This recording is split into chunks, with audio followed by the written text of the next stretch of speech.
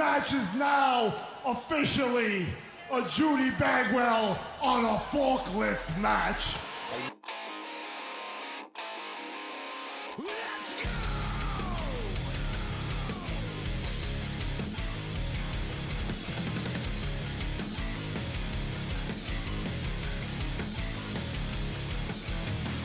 Broken, thankless, push you down, open.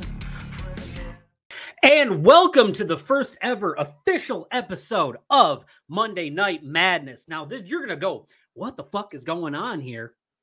Where's Clint at? You know what? Show's so special. We brought in the WCW expert.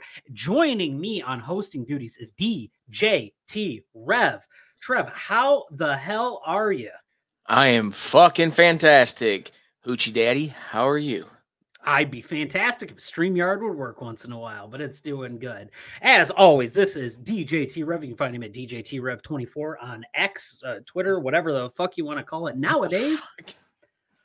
I've already started dropping bombs, so it's okay. And me, it's not working. I'm Ethan. You can find me at Jensen Collins 3 on the X or the Twitter or whatever it is. And we are Monday Night Madness. Now, usually you see us over at On a Forklift. And if you are watching this on a Forklift, do not fret because this is simulcast with our friends over at World Championship Wreckage. If you're on World Championship Wreckage and you're going, what are these two buffoons doing on your TV? Well, most of the time, the guys here on World Championship Wreckage like to bring you a more in-depth breakdown on minutia that happened across the landscape of World Championship Wrestling. However, Trevor and I have decided to take it back to the beginning of Monday Nitro. And this is where it specializes. Trev, I wanted to start off with this question before we even get into the episode. What made WCW special for you? So WCW is what got me into wrestling, into professional wrestling. Every Monday, I would sit in front of a TV with my dad. That was the one thing that I looked forward to every week, was getting to sit down and just watch wrestling. That was our family time, actually. All of us would just sit, watch wrestling. I can't tell you about how bad my dad lost it during the NWO when that started, which don't worry, that will come in time. You'll get to hear about our shenanigans with that. But that's basically what got me into WCW, was because of my dad. I was a child of a divorced household. My mom did not watch wrestling. Not that she didn't let me watch it, but my dad, that was where it was. I went to his house. I watched wrestling. And when I was at his house, it was WCW. If we were at my grandpa's house, it was WWF. That's just how it shook out. So I watched a lot of Monday Nitro and a lot of Thunder.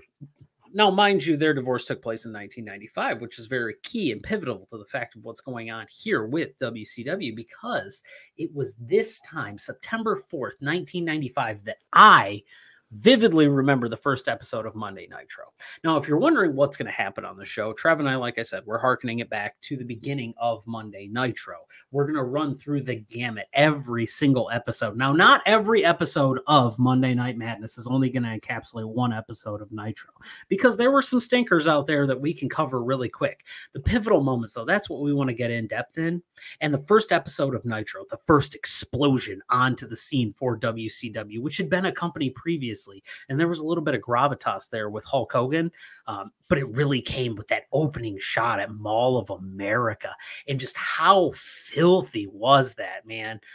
Trev, give me your opinions on like that opening pan when you went through and you got the badass Nitro video, which in my opinion kicked the ever-loving shit out of the Raw opening video at that time, and then it panned into that crowd. What was your reaction? Because you're slightly older than I am. You'll remember it better. So my reaction was, how were they trying? Actually, my reaction was, why did they pick Mall of America to do the first episode of Nitro? Why not stick with a normal arena or, hell, even a gym?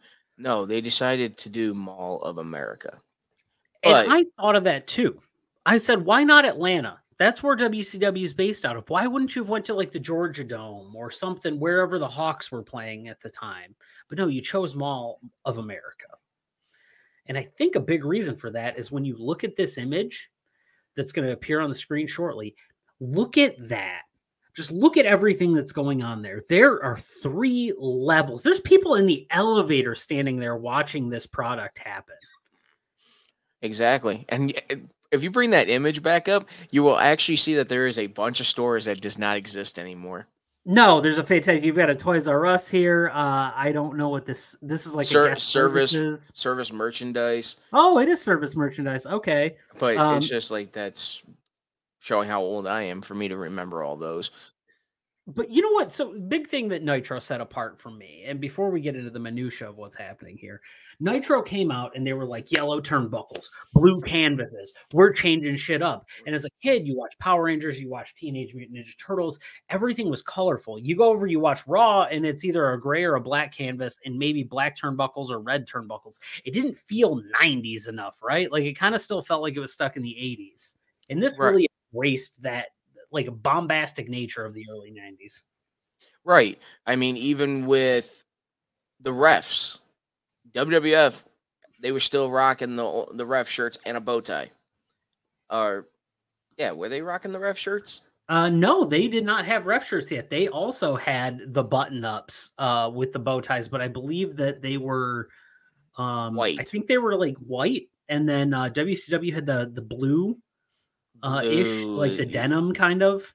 Yeah, they were going with the 90s colors while Vince McMahon said he didn't want to change anything, so he just left it the way it was. And this is really where everything started, though, is with Nitro.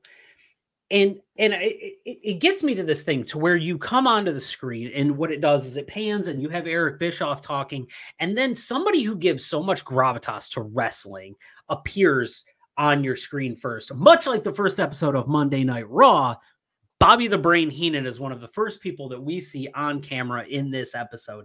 And I think that even though there was a history on WCW existing before this, that without Bobby the Brain Heenan, this episode would not mean as much as it does. Nope. Bobby just had that voice, like, and that sarcasm. Like he was the heel announcer. Well, not announcer, but the heel commentator, while Eric Bischoff and Steve Mongo McMichael were the ones trying to be positive. There's so much of this. I think you brought up a good point, though, about Bischoff being on here. Something that gets lost when we talk about Eric Bischoff is how good of an actual ringside commentator he was. Bischoff was actually very good in this role, and it helped propel him into being that on-screen character because he'd been there from the beginning. So when he finally inevitably transitions into that role, you're like, okay, I know this guy. I know what he's doing. Like, I know what's happening here.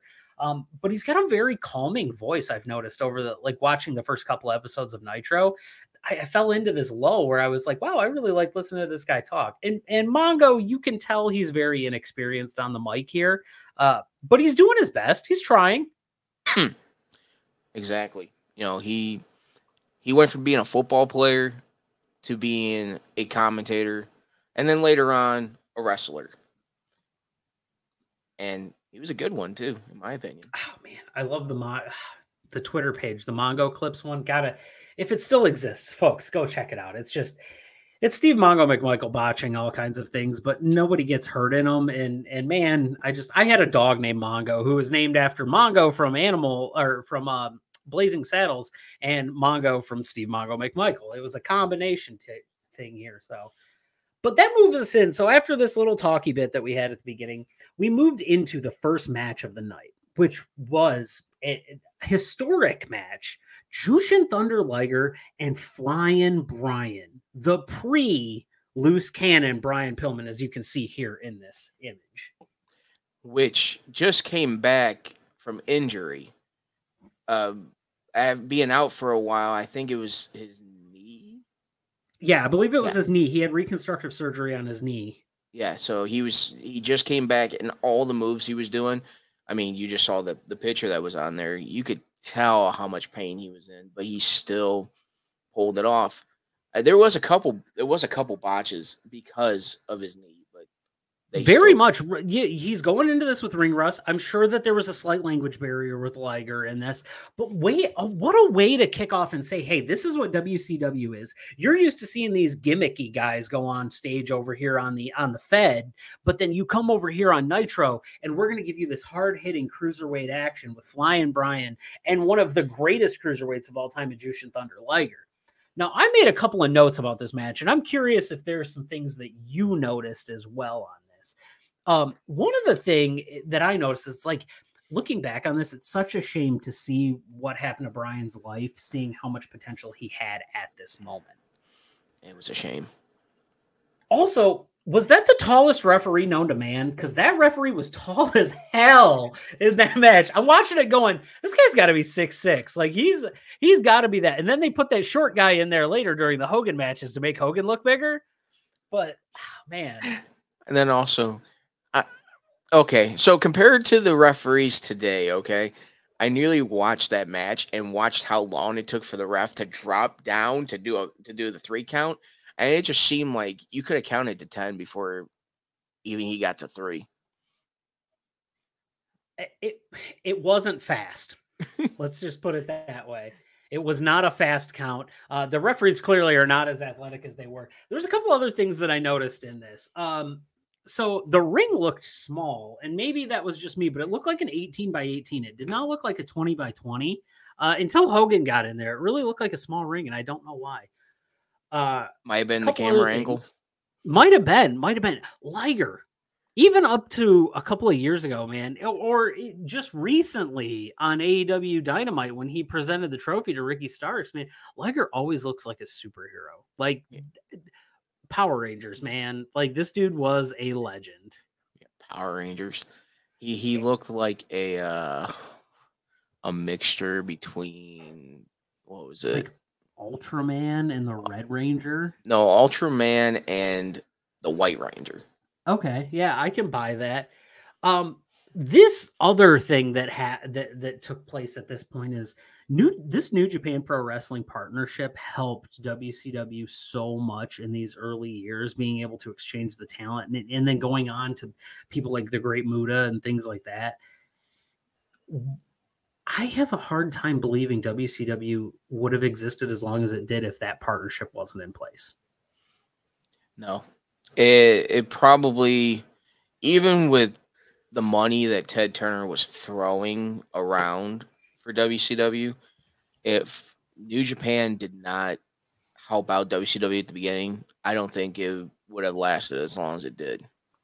I know you had guys like Luger and Hogan, and we'll get into that being there, but the staples on the card beneath that, like you had to have somebody there to draw people in, to get people's attention.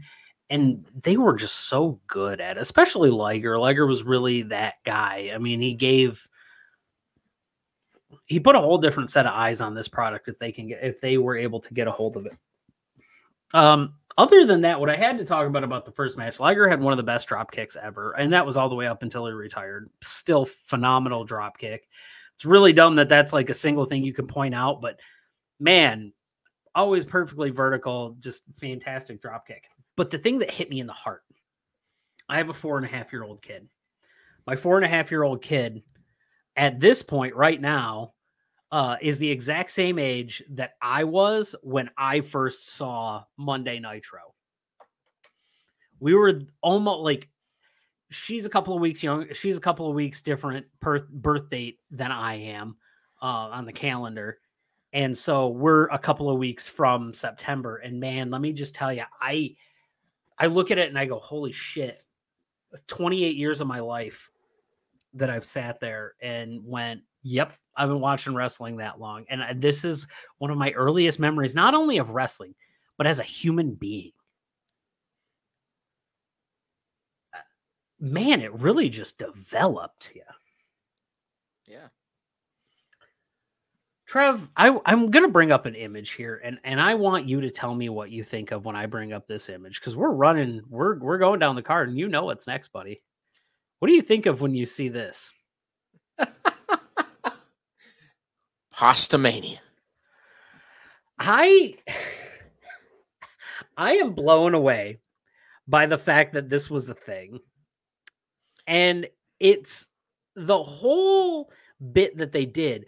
It's low this, it's low this, it's high protein. I'm like, it's fucking pasta. Guys, it's carbs. It's full of carbs. It's full of sugar. That's exactly what this is. Look at this menu. I found a Pasta Mania menu. This is what this is. By the way, prices in the 90s, this is outrageous in the 90s. Trust me. But compared to now, or probably that same dinner is about $20. I know, it's ridiculous. Here's my thing. Listen, give me the angel hair pasta with the garlic oil. I'm good for it. Here's my other thing, though. I don't want anything that says Hulk's Power Pasta or Hulkaroni and cheese. You bring that back up? Yeah, down in the right corner. Hulkaroni and cheese for little pasta maniacs. Hulkios? Hulkios. They're SpaghettiOs, but if you go on YouTube, anybody that's watching, you can actually find videos of somebody that went and found an old Pasta Mania and actually went inside and just nostalgia. But I think the building has since been demolished since that happened. But just bringing up nostalgia, it's like that was just Hulk. What were you thinking, man? That's all I don't know. But so, and the other thing is Hogan in this promo that they're doing outside of the pasta, eat your pasta mania, brother. He's 42 years old. WCW was putting all of their cards on a 42-year-old guy to carry this company through. So if we get to this whole like age debate of when can somebody carry a company through, knock it off. Hogan was 42 at this. Let's just cut it because he carried that company until the end. And he inevitably was the demise of the company as well. But, you know, he still carried it to the end. Match number 2. Two of the guys that outside of Diamond Dallas Page, these guys were WCW to me. Oh, hell yeah, they are. They were. But you had Sting, who was the champion at the time. He was the U.S. champion. Yeah, the U.S. champion. Coming out as Surfer Sting, not Crow Sting yet. Nope. And Ric Flair. Surfer Sting never surfed, though. Yeah. Nope. Never. We've got a lovely image here of his Prince. I can only assume because this was like a purple. This picture doesn't do it justice as this is more pinkish, but it was a very purple outfit. And they're in Minneapolis, the land of Prince. So this has got to be a nod to Paisley Park. But you can tell that there's a change in Sting here. This is where we're starting to go a little bit darker. We're starting to get a little different. And Flair's robe, however, looks like a couch that my grandmother used to own. And that robe is probably worth more than any couch ever made. I can't tell you this, but I think that's also the robe that he wore out to his retirement match against Shawn. I know he wore it during the Legacy run, the same robe. Right. No, he wore it during Evolution. Yeah, sorry, Evolution. That's what I meant. Yeah. Yeah. He wore that during Evolution, but I don't think he wore that robe for his retirement match. Did he wear the blue one? I think he wore the blue one. Okay. Yeah. Either way. Because I think at that time, that robe was actually missing. And it wasn't until they did WWE Lost Treasures that they found it. It's crazy that he ever did, that he didn't lose more of those things. I don't have, there's not a lot to talk about this match. This is very much a Sting or Flair match, right? Flair's taking bumps. It's amazing that he wrestled as long as he did. His chops are as stiff as the way, the ring sounded as stiff as Flair's chops. Yeah. And actually, this was the match where we had somebody. T-shirt. Yep. I'm going to bring this image up because I could not get an image to load. But Lex Luger is wearing the Seinfeld t-shirt, the Seinfeld shirt. That's the best way I can put it. The puffy shirt. The Michael Bolton shirt. The Michael Bolton shirt, yes. No, but when he showed up, the whole crowd just went nuts. because this is the first time that this was a continuation. Kayfabe was still real at this point. People didn't know better. They didn't know things like we know now. It was beautiful because everybody goes, "Hey, he's a Fed guy. Here's a Fed guy. What's he doing on our screen? Why is this a thing?" So before the Outsiders, there was Lex Luger. This is what led into that. And not only did Lex Luger come out during this match, but after Lex Luger came out and did his thing, Arn Anderson came out and did his thing. And Arn Anderson's windbreaker game is he has the best fucking windbreakers in the game. Like, just, it knows no shame. It's fantastic. Yeah. And that's really what happens on this. Arn goes after Flair. It ends in a no contest. It ends in a no contest. Sting ends up winning. There's a random Scott Norton appearance at the end of this. Scott Norton comes out. This is like a microcosm of what it's funny to look at this card because you go, first match, great. First match, really fun, good wrestling, things like that. Second match starts off really hot. And by the end of it, we're at 2001 WCW. Because it's just random shit happen for the sake of fucking random shit happening. So you almost watch the whole company happen in this card. Because then at the end, you have Hogan just doing Hogan things. It's wild. And then after this, I don't know where you watched this at, but did you see the Sabu vignette? There was a Sabu vignette for WCW Sabu, and I don't remember him being there. So, actually, no, you're right. I think he was supposed to be on the next Nitro, and he never made it. I don't know. We haven't watched the next Nitro yet, so this is the perfect thing. Like, everybody, you're watching this with us. Like, you're rediscovering everything with us because we watched it as kids. We haven't went back and watched it. So I'm like, okay, I remember enough of what happened, but then there's these little inside bits that I don't remember. So Sabu vignette plays. It's got this knockoff Nirvana music, like that very 90s grungy, like no, like licensed for like free license music or whatever it is. Yeah. And horrible editing too. That like editing where it's like, and you have like that shadow image follow them across the screen in the chroma key. Yeah, that's what happens. Then we have a Mean Gene sighting in the middle of the ring, which I'm always going to bring this up. I fucking love Gene Okerlund. I will never not like Gene Okerlund. Everything he did, I always felt like he brought his absolute A game to the table. It's wonderful. He was such a great person to have behind the scenes. Just for interviews, he was a great interviewer. He did his job to the T. Like, even like when something got botched, like I think it was WWF when a sign fell. Yeah. Oh shit. Yeah. Yeah. He just kept going, man. This rolled into a Fall Brawl War Games promo, which very topical because War Games just happened. Blood and Guts just happened. The spiritual successor to War Games, not the actual successor to War Games, which is War Games whenever that takes place, if that's going to be at Survivor Series this year or not. Then we got a Mr. Wall Street promo, which was kind of the first iteration of WCW going, hey, we're just going to do the same exact character with a different name than you had in WWF. So you did not have IRS, you had Mr. Wall Street. Which was so cheesy. Oh God, it was. I mean, it's going back to like when Brutus the Barber Beefcake came into WCW, and he ended up being a member of what the hell was it? The Doom, the Legion. Was it the Legion? I don't remember what it was, but it was. I'll think of it and I'll come back to it.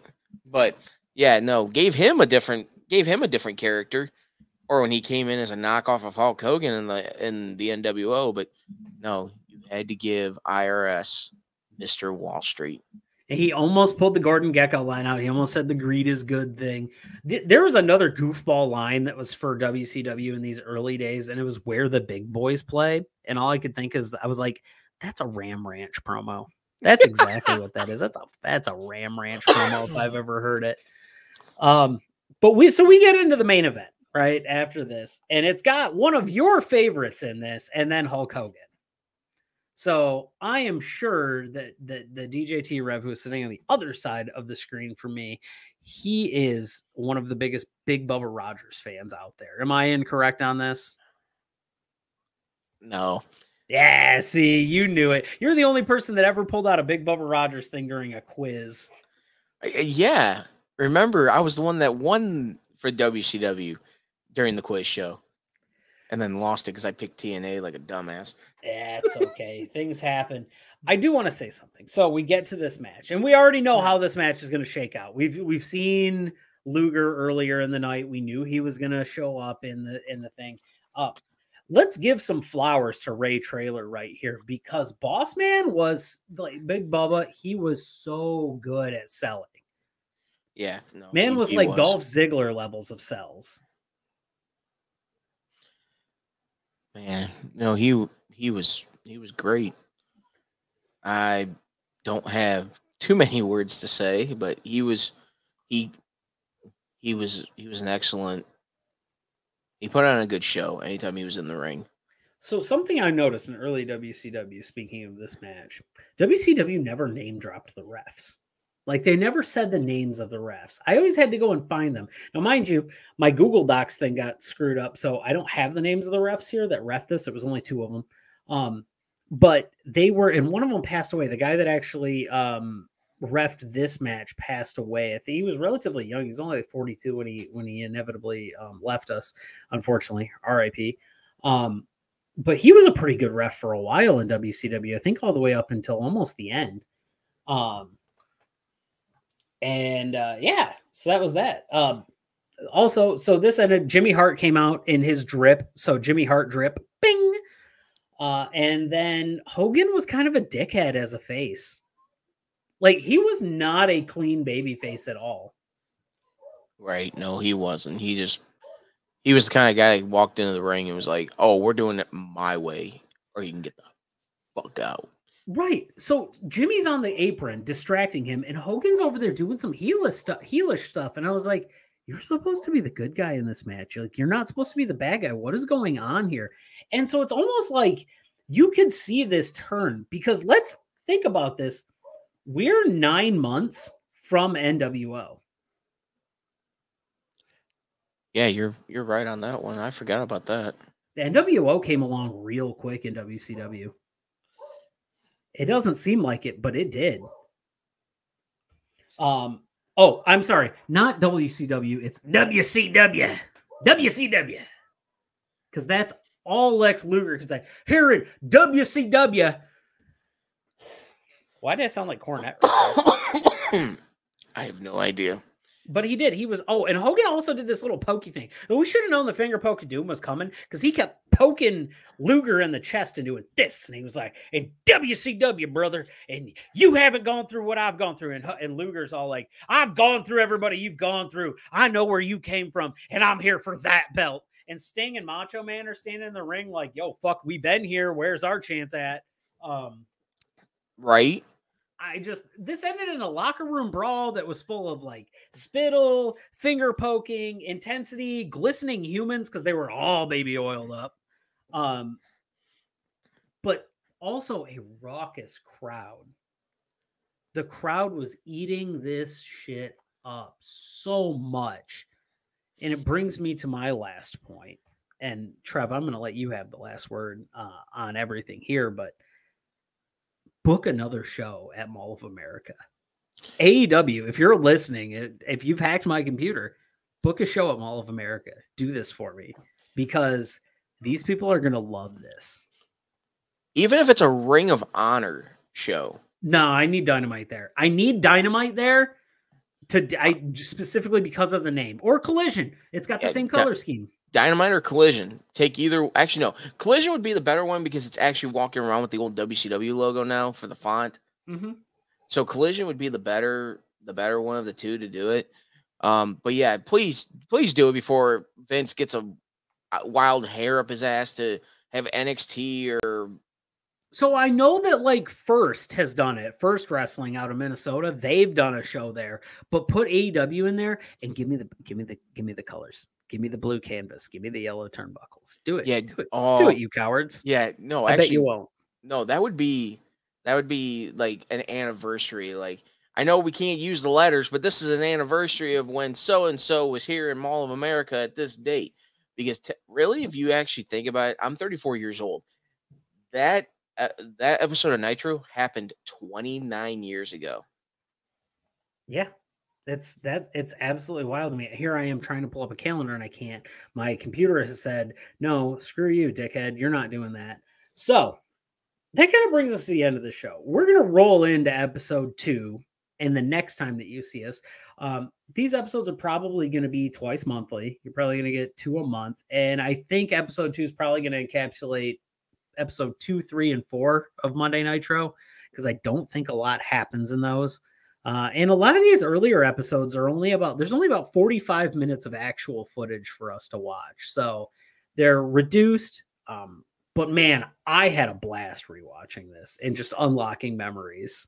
I did too. But there was one match that actually was a dark match that was not aired on Really? first episode of Nitro. Tell me about it, because I don't know anything about this. It was the American Males, which was Bagwell and Scotty Riggs versus Buckhouse Buck and Dick Slater with Colonel Robert Parker. And I can see why it was a dark match. And also very topical of you to bring up Buff Bagwell right now. Well, I mean, he is a WCW alumni. Shame. And they were the ones that won the match too. Oh, there's no video of it. I've been looking, but yeah, no, that's probably one of those ones that there's absolutely nothing out there. It's lost to the world forever. Yeah. But I will go on a note and say, for the next episode, if anybody has any questions for me or for Hoochie Daddy right there, please message us at either DJT Rev 24. Yeah, on a Forklift Wrestling Pod, we've got all of these things, please. So as for my compatriot here, holy shit, it's Trevor Davis. You can find him at DJT Rev 24 on the socials. You can find me at Jensen Collins 3 on X or Twitter. I hate that Elon's got a absolutely weird, I don't know, he's got things. Anyway, you can find us on a Forklift Pod on Twitter. You can find this episode on a Forklift Wrestling Podcast on YouTube, Spotify, Apple Music. We are no longer on Twitch, and this will be a YouTube exclusive video. I do not have the title card in here for this. However, this episode will also air on World Championship Wreckage first before it airs on the on a Forklift YouTube channel. So please, please, please go give our friends over at World Championship Wreckage, where you're probably watching this, unless you're watching it on a Forklift, a follow, a like, a subscribe. These guys are doing fantastic content. Everybody that's over there, Will, Dad Hat, Husky, they've got shows that they are just knocking stuff out of the park. They do a very good there's a very good episode about the best managers ever in WCW. Please go watch that. I really enjoyed that episode. There's also a couple episodes of where Will has an absolute breakdown about Disco Inferno. So that's pretty fun to watch a man lose his fucking mind actively. Most of the shows are not going to be 35 minutes long, people. We wanted to kind of give you an idea of what to expect throughout this show. We're probably going to keep them more to 20, 25 minutes. We do get derailed from time to time. But the only other person doing any railing here is DJ T-Rev.